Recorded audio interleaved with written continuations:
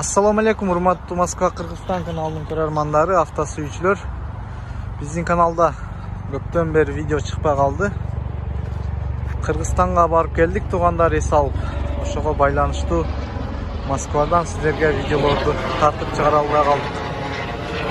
Бүгүн биз сиздерге Москва шаарынан микрорайон Первомайскийден, тагыраак айтканда, Kia'нын официальный дилери Kia Motors Автомир автосалонунан сиздерге унаалардын бааларын көргөзмөкчүбүз. Андыктан бизден алыстабай, биз менен бирге болуп туруңуздар. Ушул жерден мүмкүн болушунча арзан унаалар тартканга аракет кылам. Болуп турган Kia Rio'дон баштасам. Мунун чыгарылган жылы 2011. Так, объем 1.4, коробка механика, баасы 391 000 рубль. Пробеги 208 000 километр. Мынакей туугандар, ак түстөгү Kia Rio экен. Мындай штампованный дискаларда летняя резина, колпачоктор бар экен. Арт жагынан да бир катар көргөзүп кетейин сиздерге.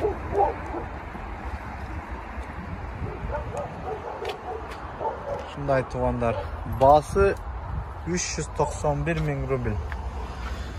Так, комплектациясы базовый экен. Штатный магнитофон бар. Кондиционер бар экен. 4 терезе көтөргүч тең электрический. Баасы 391 000 рубль. Бул катарда туугандар жалаң гана таксиге ылайык унаалар турат. Таксиге ылайык унааларды тарт деп суранган подписчиктер үчүн. Kia Rio'дон баштасам, Kia Rio X-Line. Мунун чыгарылган жылы 2017. Так, коробка автомат, объем 1.6, 123 аттын күчү бар экен. Баасы 1 500 000 рубль. Комплектациясы мультируль бар экен. Кондиционер бар экен, 4 терезе көтөргүч тең электрический. Комплектациясы орточо экен туугандар, мындай тряпочный отургучтар. Пробегин дагы айтып коеюн сиздерге. Пробеги 72 613 километр. Баасы 1 500 000 рубль. Комментарийден кымбат унааларды тартпа деп сөгүнгөн подписчиктерге унаа өзү негизи кымбаттады. Мурункудай арзан унаа Москвада дагы жок. Барын тарта берейин туугандар, андыктан комментарийден урушпаңыздар мен. Так, бул Kia Ceed универсал экен. Азыр баасында көргөзөм сиздерге. Чыгарылган жылы 2020, объем 1.6, коробка автомат, баасы 1 685 000 рубль. Пробеги болгону 27 000 километр экен. Бул унаа таксиде комфорт класста иштейт. Алып комфортто иштетсеңиздер болот. Бул жерде кара түстөгү Hyundai i40 турат. Фарларына караганда комплектациясы аябай жакшы. Азыр баасында көргөзөм. Hyundai i40 чыгарылган жылы 2013. Объем 2, коробка автомат. Пробеги 220 000 километр. Баасы 930 000 рубль туугандар.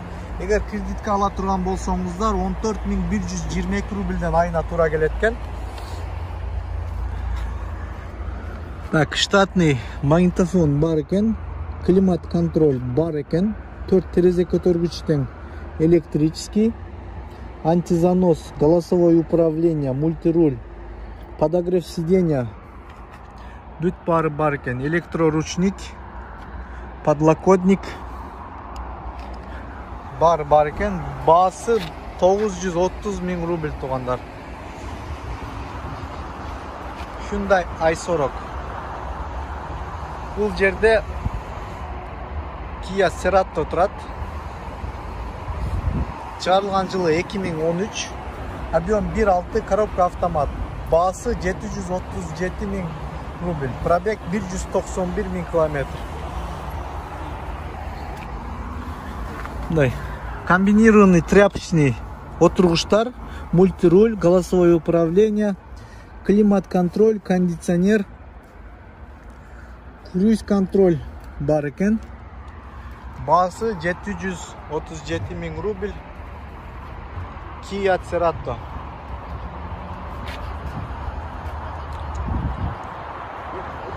Бул жерде Kia Ceed турат, туугандар.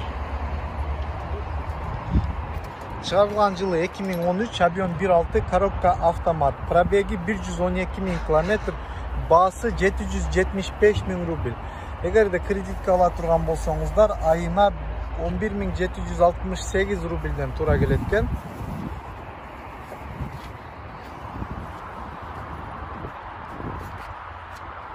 Мондай литий дискаларда Kia'нын оригинал литий дискалары. Азыр комплектациясындагы мүмкүн болушунча көргөзөм сиздерге. Так, мультируль, кондиционер, климат-контроль, подогрев сиденья, подогрев руля, круиз-контроль, голосовое управление. Комплектациясы аябай жакшы экен. 4 терезе көтөргүч тең, электрический. Баасы 775 000 рубль, туугандар. Бул жерде Kia Rio турат. Так, бунун чыгарылган жылы 2014. Объем 1.6, коробка механика. Баасы 623 000 рубль. Так, пробег 185 755 километр. Баасы 623 000 рубль. Коробка механика. Муну чынында кымбатыраак коюп коюптур бир аз. Неге мындай кымбат койгон билбейм. Базардан бир топ эле кымбат.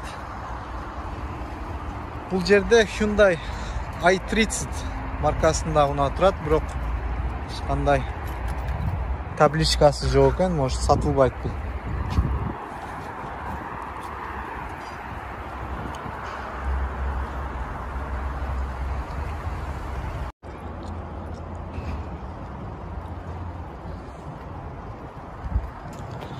Тетигине Мерс турат, Мерсти тартайын.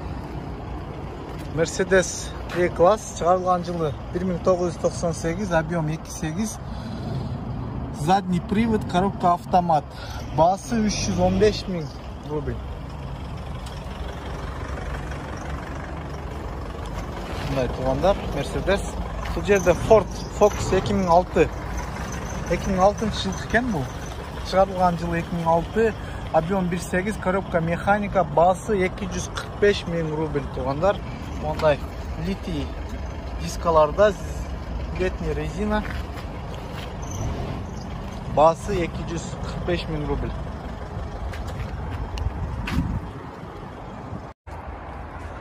Бул жерде Toyota Camry үлгүсүндө гана турат. Азыр шуну тартып көргөзөм сиздерге.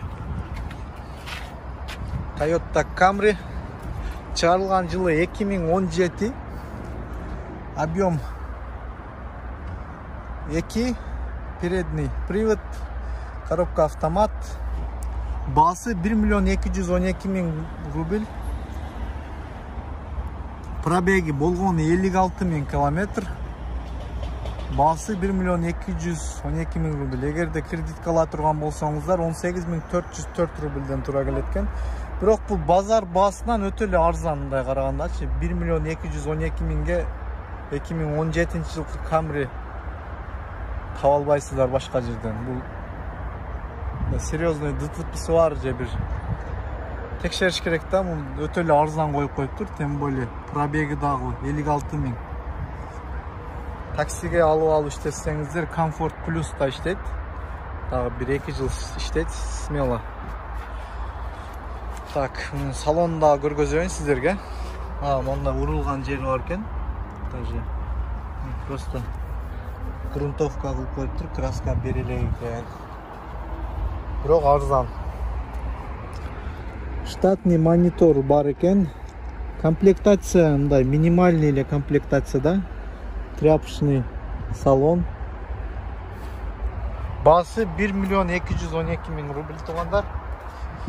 Eğer de Camry izlegenler bolsa öte жақсы variant alsanızlar болады. Так, tetinde Opel менен Ford турат, ошол экөөнү тартайын. Ford Focus чыгарылган жылы 2017. Так. Коробка механика, объем 1.6, baası 958 ming rubl. Бұл дағы базар baasынан өтеле қымбат, 900 mingге Ford. Жерде балаларды biraz түшүнүксүз коюп коюптур. 1 миллион 200ге Camry турат, бул жерде почти миллионго Ford Focus турат. Бирок Camry издегендерге өтө жакшы вариант экен тигил, 1 миллион 200ге. Так, Opel Astra чыгарылган жылы 2010. Объем 1.6, коробка робот дейт. Пробег 79 миң, baасы 495 миң рубль. Эгер де кредитке ала турган болсоңуздар, айына 7 миңден тура келет экен. Мондай литий дискаларда, летний резина.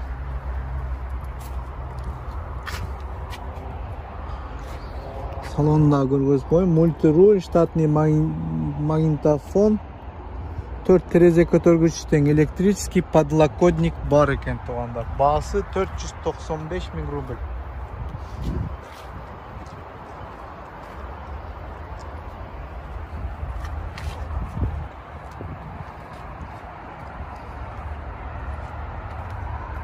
Бул жерде Chevrolet Spark турат тугандар. Шуну тартып көргөзөм. Онда урулган жери бар экен, эски аласыздар, азыр баасын карайбыз. Чыгарылган жылы 2012. Коробка автомат, объем 1. Один владелец дейт. Пробег 92 миң километр. Baасы 376 миң рубль. Кредитке алсаңыздар 5709 рубльден айына тура келет экен. Chevrolet Spark. Состояниясы жакшы эле экен, урулган жерин эске албаганда. Тряпочный салон, нештатный монитор коюлуптур. Так, кондиционер бар экен, 4 терезе көтөргүч тең, электрический. Baасы 376 миң рубль. Кыргызстанга салыштырмалуу баалар кандай болуп калат тугандар? Комментарийге сөзсүз калтырып кеттиңиздер. Бул жерде Deo Nubira турат. Чыгарылган жылы 1999. Объем 2, передний привод, коробка механика, пробег 199 миң километр. Baасы 128 миң рубль тугандар. Deo Nubira. Нештатный магнитофон коюлуптур. 4 терезе көтөргүч тең, электрический подлокотник бар экен. Baасы 128 миң рубль.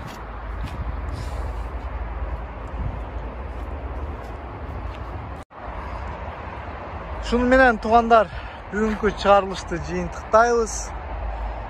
Бул салондун номерин, адресин описанияга калтырып кетем. Шул жерден сиздер издеген унаа чыккан болсо, келип алып кетсеңиздер болот. Мындай жакшы эле, добросовестный эле салон, алдабайт. Андыктан унаа алсаңыздар болот ушул жерге келип. Башка жаңы унаалар да көп экен. Мен сиздерге мүмкүн болушунча арзанын издеп тарттым тугандар. Эгерде видео жаккан болсо, лайк басып, комментарий жазып кетүүнү унутпаңыздар. Каналга катталып элек болсоңуздар, каналга катталып кетүүнү дагы унутпаңыздар. Бул бизге өтө чоң мотивация болот жана каналдын өнүгүшүнө өтө жакшы жардам берген болосуз. Видеону аягына чейин чыдап көргөнүңүздөргө чоң рахмат.